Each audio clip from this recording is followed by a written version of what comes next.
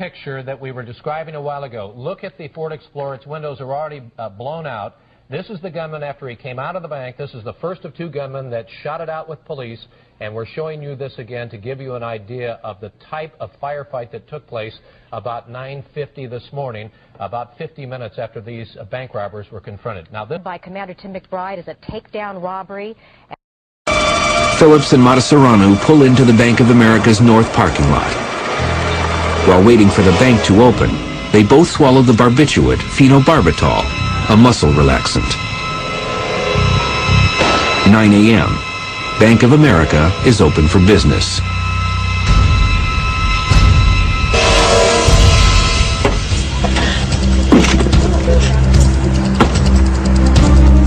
(9:17 a.m.) Officers Lauren Farrell and Martin Perillo just happened to be cruising by. They witness two masked men entering the bank. It's a rare but fortuitous moment. They call for backup. We have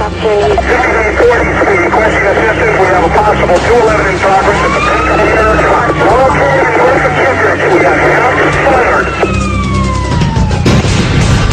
Larry Phillips and Emil Matasauranu storm into the bank.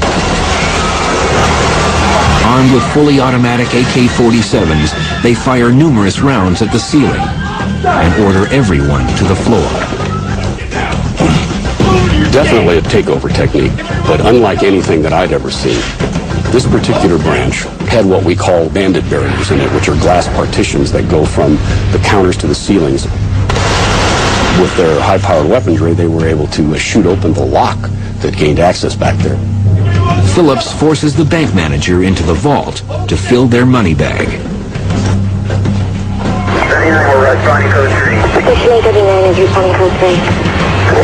When he sees only small denomination bills, he releases a burst of automatic fire.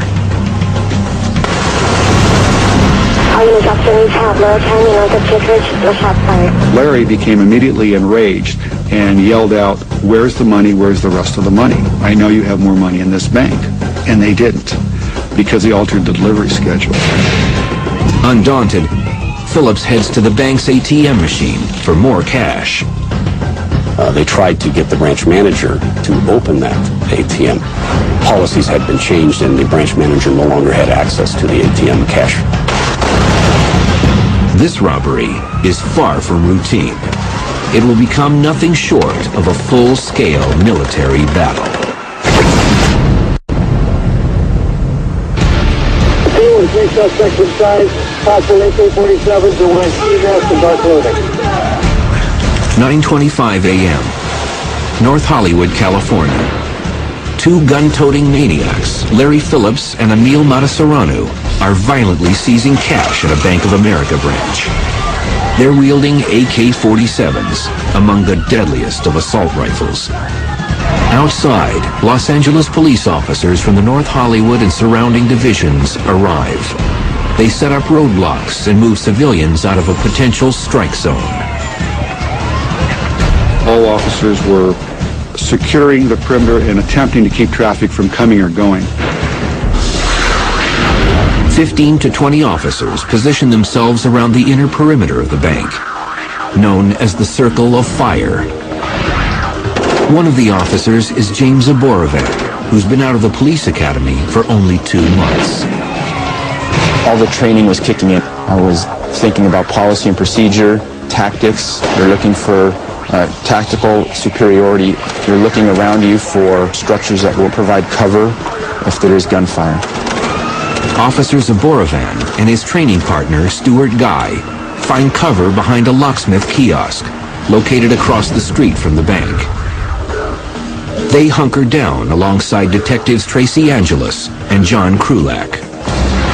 Because we were one of the first people to arrive on the location, they were asking for someone to cover the front of the bank, which we elected to do. We thought we had a couple of guys in the bank with nothing but handguns, so we felt pretty secure being across the street behind the kiosk, which is about 50 yards from the bank. My partner and myself had body armor. Unbeknownst to us at the time, the gunman inside had, AK-47s that our body armor does not stop. One shots are being fired from inside the bank. I want one unit on the north side, I want a unit on the south side, North Hollywood detectives and officers find cover around the back of the bank. The strategy in all of these things is to contain the suspects at a location, control the situation, and attempt to take them into custody, whether through negotiations or their absolute surrender. Officer Martin Whitfield, 6 years on the job, and veteran Sergeant Dean Haynes deploy themselves in the intersection closest to the bank's north door. 1342 is requesting a unit to safely position themselves in front of the front door. 9:25 a.m. After approximately 8 minutes, the gunmen abandoned the heist with a little over $300,000. They had expected to clear over $750,000, like they had in the previous robberies. Larry Phillips emerges from the bank's north door. Emil Matasauranu exits from the south door. Wearing combat fatigues and clutching AK-47s, they look ready for battle. Phillips eyes police blocking the northwest intersection of Laurel Canyon and Archwood. I believe Phillips was surprised. He wasn't scared. He saw a police car in the intersection at Laurel Canyon and Archwood. It was Sergeant Dean Haynes and a few civilians. Phillips raised his AK-47 and began firing at the police car. Bullets penetrate Sergeant Dean Haynes' vehicle, causing it to violently shake. Fluids pour out everywhere. I don't think they were skilled at firing. They were more or less spray and pray, as they say, shoot at anything that moved, and that's what they were trying to do. Stay down to rapid automatic fire. They're planning the area with fire. Armor-piercing bullets continue to rip into Sergeant Haynes' black and white. One bullet strikes a male civilian in the chest. A woman suffers an ankle wound. Suddenly, Sergeant Haynes is hit in the left shoulder.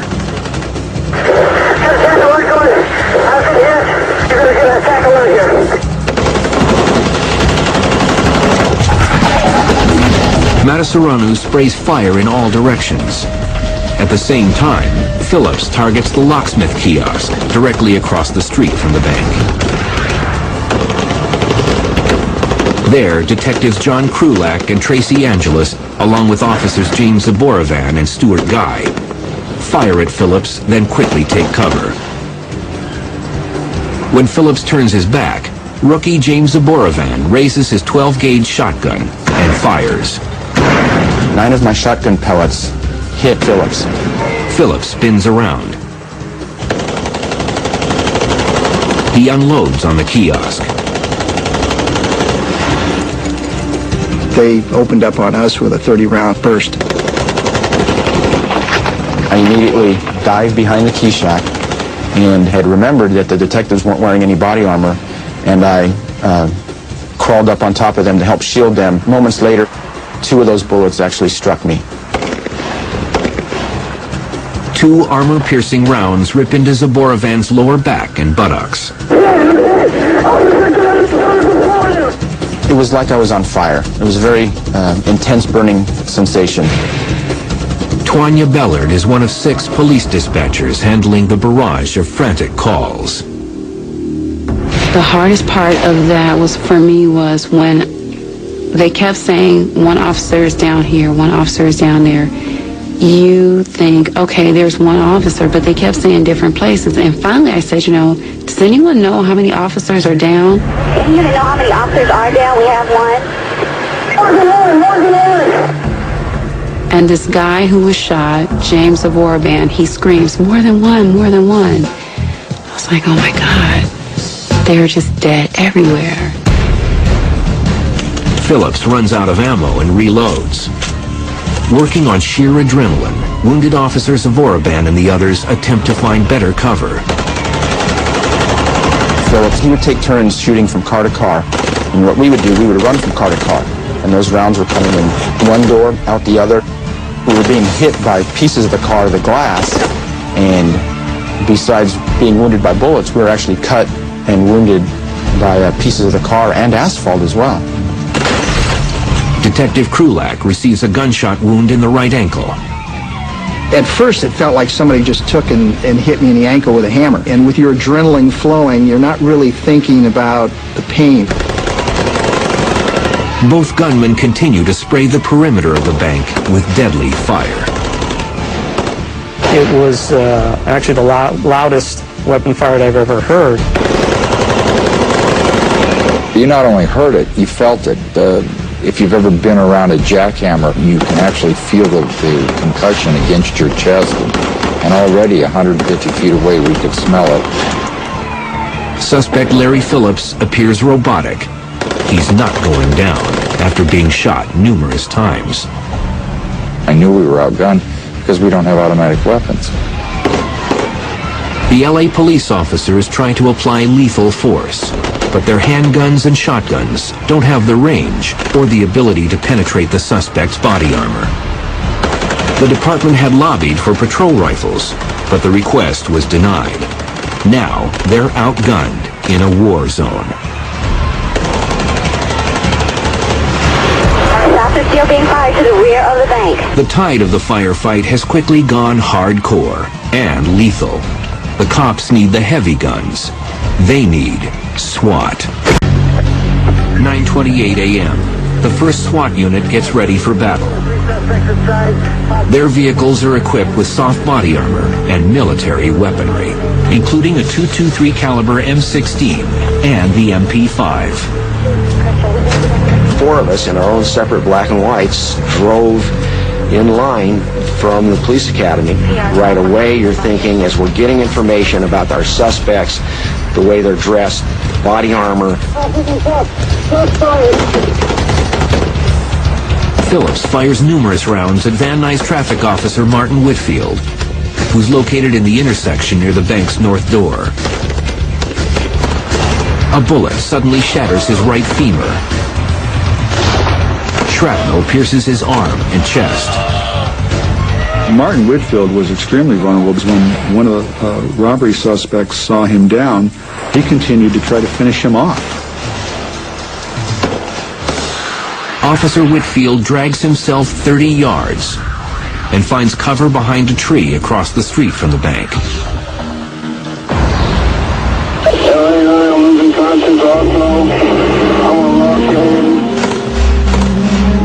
The motor officer tried to draw the suspect's fire at him to enable Martin to get behind the tree or someone to help him, but Martin was bleeding out so fast, he was losing consciousness and was delusional. Paramedics and the fire department desperately want to reach the wounded, but the relentless bursts of gunfire impede their entry. The only thing they can do is find cover and wait for SWAT. The one statement that no police officer likes to hear, that we have an officer down. I mean, that by itself, your heart falls into your stomach to hear that. Outside the bank, the two gunmen continue to fire on police. Officer James Aboravan has potentially lethal wounds in his lower back. He takes cover behind parked vehicles along with Detective John Krulak, who's wounded in the right ankle. When I was shot, I wasn't going to lay there and resign myself to death. I was going to fight. And that's what I did. So along with that and adrenaline, it kept me going. Detective Krulak said, if we're able to run, we need to get out of here. We're not going to survive if we stay here. He placed his arm on my shoulder and kind of gave me a nudge in the direction of the strip mall. So I started running with Detective Krulak right behind me. I saw the doors to the dentist office. Both doors were shattered. I said, when we get to the glass, don't stop, go through it.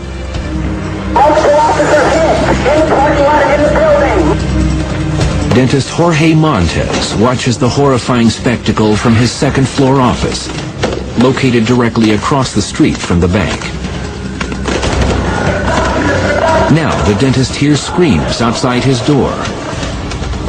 Aboravan says, help me, I've been shot.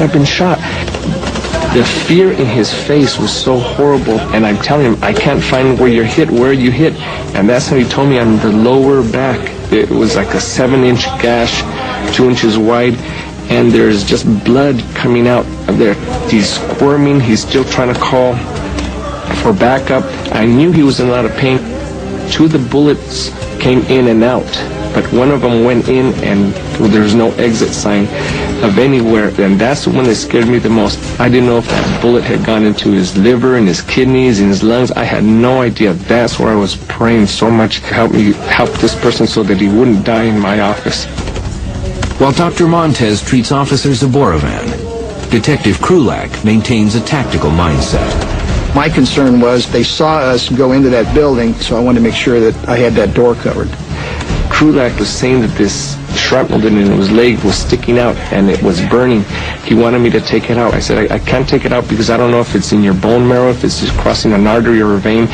I'm going to leave it there. I'm just going to stop the bleeding. As we laid up in the dentist office, my primary thought was for my partner, for Stuart. In the academy, you're trained. You do not separate from your partner. Officer Zaborovan's partner, Stuart Guy, attempts to find better cover in a commercial parking lot directly across the street from the bank. While darting to another vehicle, a bullet strikes his right forearm and another shatters his right femur. Officer Guy uses his gun belt as a tourniquet to stop the bleeding. His injuries are grave. Detective Tracy Angelis, who received graze wounds on her stomach and buttocks, reassures Officer Guy that help is on the way. The radio transmissions coming out, there's officers needing help. Time and time again it was, I'm hit, I've been hit. We just couldn't stay there and keep listening to this. Detectives and officers take cover behind a cinder block wall at the back of the bank. They fire at crazed gunman Phillips, drawing his attention away from the police, positioned on the bank's north and west side. And thinking that we would then have a chance to confront the suspects, just began to do so when Phillips opened up with the AK-47 and the rounds went through that wall like it was butter. The chunks of the wall stuck in my face, stuck in my chest. All officers stay down. One suspect is still firing at officers in the rear of the bank. While sorting out where the injured are located, dispatch realizes that one of the officers, Martin Whitfield, is critically wounded and still dangerously exposed near a tree across the street from the bank. 9089, stand by. He was losing consciousness. We needed to get help to him. 9089, commence. And I was talking to everyone else who needed to know where he was, what was going on around him, how they were going to get in to get him help. We have an officer down 53 west of Laurel Canyon. He needs help. Code 3, he is passing out. 9837, can you respond to 9L89, the 6600 block of Laurel Canyon? Yes, I'm over. Van Nuys officers Todd Schmitz and his partner Anthony Kabunik respond to the call. They will make a gutsy move. They will enter the line of fire to save a downed officer. It was a war. It was a battle. This was 45 minutes of ongoing automatic weapon fire. Casualties coming, one after the other. Police dispatch calls for more units. The number of police swells to over 350. But law enforcement can't terminate the standoff.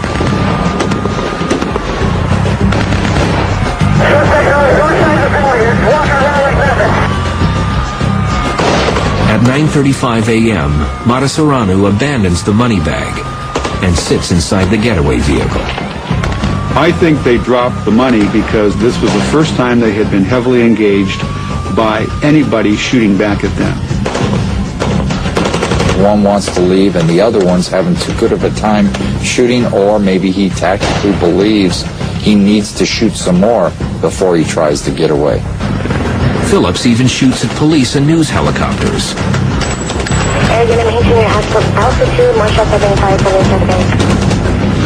At one point, Phillips retrieves an H&K 91 assault rifle with .308 caliber rounds, even more deadly than the AK-47. If somebody has a shot, take it.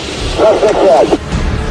While police fire deflects the robber's attention, Van Nuys officers Todd Schmitz and Anthony Kabunik attempt to rescue wounded officer Martin Whitfield.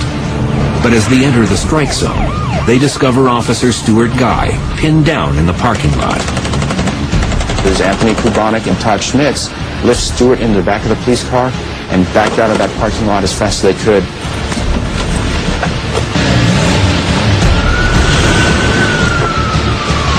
Without regard for their own safety, those two officers basically braved the gunfire to find downed officers. Officer Schmitz and Kabunik then hear a distressing call from the dentist's office. They drive back through the kill zone to rescue Officer Zaborovan and Detective Krulak. I remember, laying face down on the gurney in the back of the ambulance, screaming in pain. There was one bullet that lodged right at my hip bone. That bullet was surgically removed, and then I received roughly 70 or 80 stitches to sew up the wounds. Not at one point did I believe that I was going to die. Officer Martin Whitfield, who's still pinned down behind a tree, is clinging to life. 999, hang in there. 937 is almost there. 9, thank you. Thank you for talking. So I had resigned myself to the fact that there were people that were dead, we didn't know about it, and we would just do the best we could with what was left. The police grow desperate. They notified officers are looking for gun stores now. We need long guns. We need to defeat the threat. Some of our gang officers and our detectives went to BNB Guns Code 3. One officer is at a gun store getting several AR-15s for the unit. The cops borrow several assault rifles with .223 caliber ammo. But by the time they're deployed, the first SWAT unit arrives. Our supervisor got on the air and told us not to deploy our MP5, which is a 9mm round, which their body armor would defeat, but to deploy our assault rifles, which is a .223, which their body armor would not defeat. 9:48 a.m. The four-man SWAT unit drives to the south side of the bank. They will use a covert strategy to apprehend the suspects. But first, they want to rescue the wounded from the kill zone. One of the SWAT officers jumps out and helps police commandeer an armored truck. Somehow communicated with the driver, we need your truck, and he called into his headquarters. And apparently they were watching the shootout on television as it was being broadcast and said, yeah, if they want to use it, let them use it. Armored car to Laurel Canyon, Archwood, north of Archwood, 30 yards on Laurel Canyon. The armored truck transports police into the death zone to search for Officer Martin Whitfield, who's been bleeding for over 30 minutes. He's not responding. 9089, 9037 is almost there. Hang in there. 9089, 9089, come in. 9:53 a.m. Police pour out of the armored truck and rescue Officer Martin Whitfield, who's barely conscious. He's transported to the hospital for surgery on his fractured leg and other wounds. Whitfield will survive. While the armored truck rescues victims, the gunmen are fleeing the bank's north parking lot. Phillips continues to fire rounds while he walks alongside the slowly moving getaway car driven by Mataserano. I'm going to guess is that one said get in the car and the other one said no, I'll provide the cover fire while you drive the car down the street. It was like, oh my God. It's not ending. It won't stop. It won't end. The thing that scared me the most was that these two guys, who were clearly the worst people I had ever dealt with, the most dangerous, the most violent, were going to get away. Roger that at Laurel Canyon. The vehicle is not coming out. He may be hit. The other suspect is walking on the east side of the vehicle. He's taking everybody down. Everybody down south of being fired. One suspect is possibly injured inside the vehicle and one is outside the white vehicle to the rear of the bank.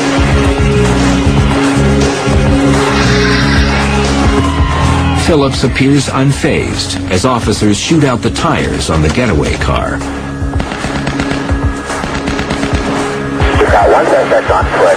We've got one suspect driving the white vehicle. Mataserano continues to drive, while Phillips ducks behind a tractor trailer.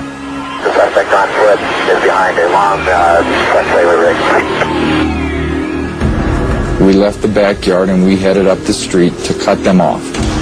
I was met by Officer Caparelli, who was running away from the corner and shooting back behind him. He ran by me. I said, "What are you shooting at?" He said, "There's another one. He's under that truck."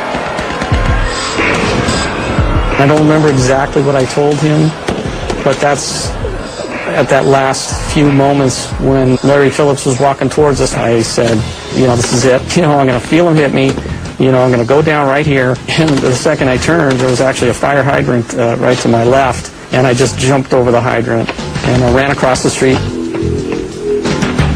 The cold-blooded killer fires his AK-47, but the weapon jams. Police call it a stovepipe jam. A stovepipe is a very common malfunction, and it's where the empty shell casing doesn't completely eject and is just hanging there like a stovepipe. To clear it, you just need to hit that thing, and the gun's ready to operate. But instead of clearing it, Phillips abandons his jammed AK-47 and pulls out his 9mm handgun. The homicidal maniac now engages officers at the corner of Archwood and Agnes. Here's Larry Phillips now with a handgun walking toward me.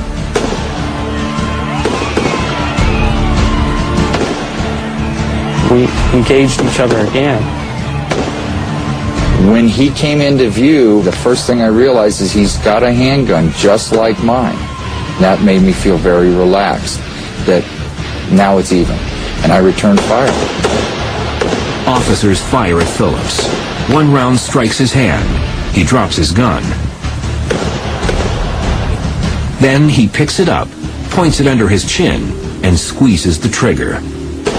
At the same moment, a police bullet rips through his shoulder and severs his spine.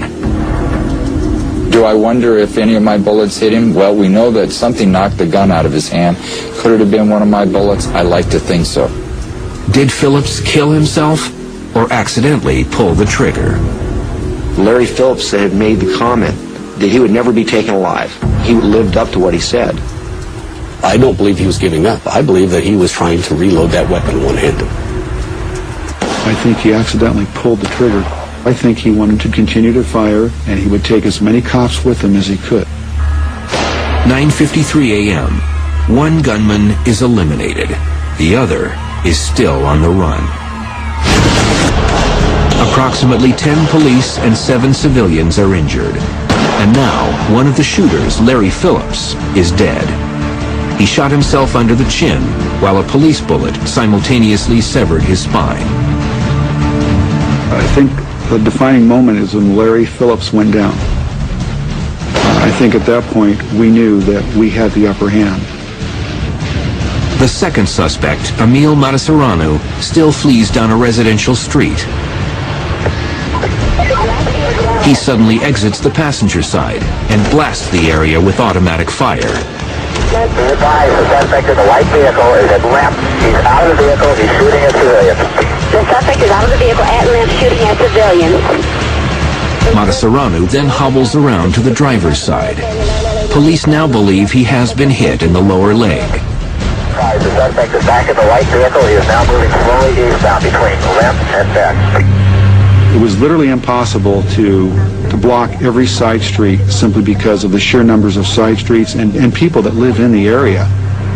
Matasauranu suddenly fires through his windshield and strikes an oncoming Jeep pickup truck. The driver of the pickup abandons his vehicle. Matasauranu pulls up and proceeds to retrieve more weapons and ammo from his trunk. The suspect is now in a brown truck westbound Archwood. Matasauranu now attempts to hijack the pickup, but the driver took the keys with him. Officers wave the SWAT unit down the street. They think they're going to rescue someone injured. Instead, they pull up within feet of the suspect.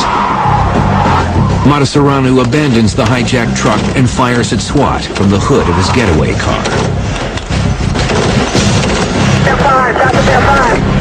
More shots are being fired, shots are being fired.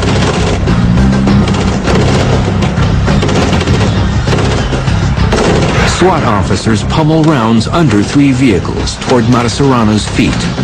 The suspect returns fire at close range using a fully automatic M16 rifle. Be advised, the suspect is prone out. He may be shooting underneath the vehicle towards officers. The officer is prone out and possibly shooting at the officer from under the vehicle. In looking back at it, I believe we had fired maybe 15, 16 rounds apiece.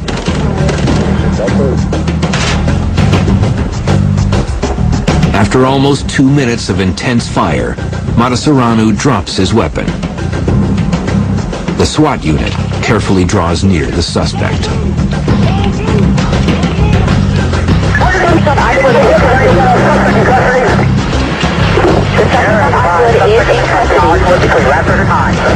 At 9:59 a.m. Emil Mataserano is handcuffed.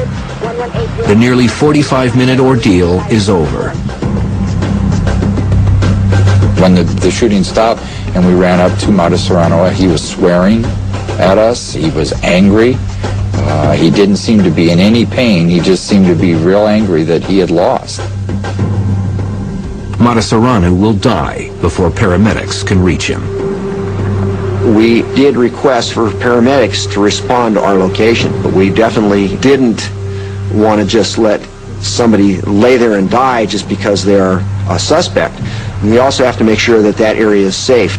For paramedics, they will not go into what they call a hot area as long as there is a possible armed suspect that is still outstanding. But the area is still a hot zone. Police receive information that a third gunman is at large and possibly holding hostages in the bank.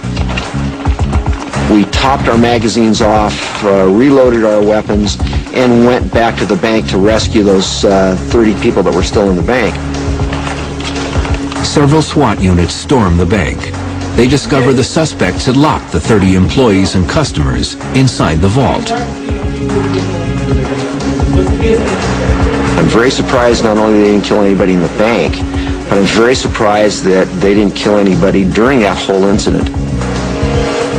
The area is locked down until almost midnight. Finally, over 14 hours after the gun battle had begun, the search for a third gunman is terminated. It's our opinion now that there was only these 2 suspects. They made nobody privy to their activities, not even their wives. In the end, the 2 gunmen fired over 1,100 rounds of ammo. Police and SWAT fired over 650 rounds. 10 police officers and 7 civilians were injured. There were only 2 fatalities. Gunman Larry Phillips was shot 11 times, including a self-inflicted wound to the chin. His partner, Emil Mataserano, was shot 29 times. You know, death is never a good thing, but I felt great when I knew that they had shot them. I was sad that they died, though, because they should have been prosecuted. They should have stood trial for what they did. Many of the officers received medals of valor for their heroism. Yet the honors and accolades cannot strip away the physical and emotional pain that many endure.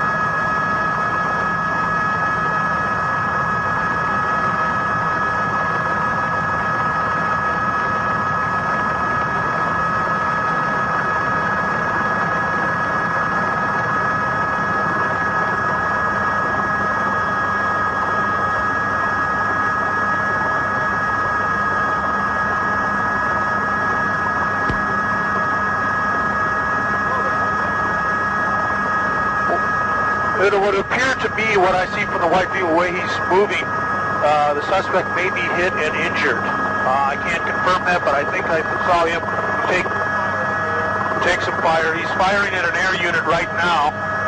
As you see before early in the picture, the other suspect was taken down, but I would believe the way this guy's driving, he might be well injured or trying to evade by picking up another vehicle or something of that nature. That's the best I can do for you right now.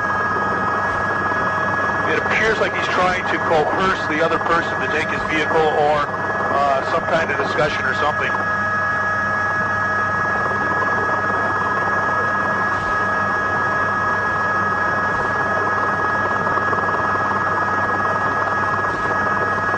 The vehicle could have some problems from taking the gunfire, or like I said before, he could be injured and naturally in his mental state could have a problem controlling the vehicle.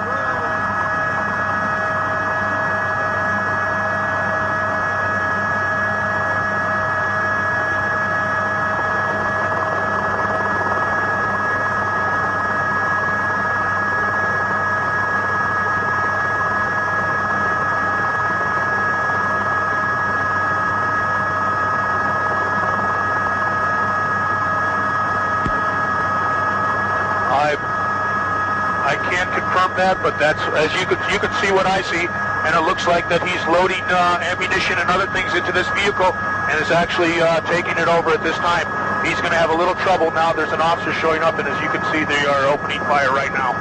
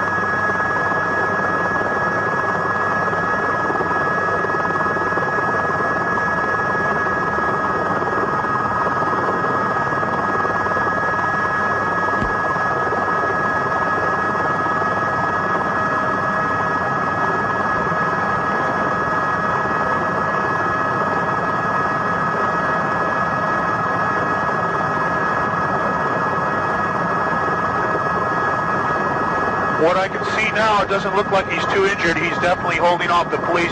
There is another police car down at the end of the block. It looks like he's waiting to come up. I have another black and white unit proceeding in south after they're trying to come up behind him. What it appears now is the car was damaged by the fire.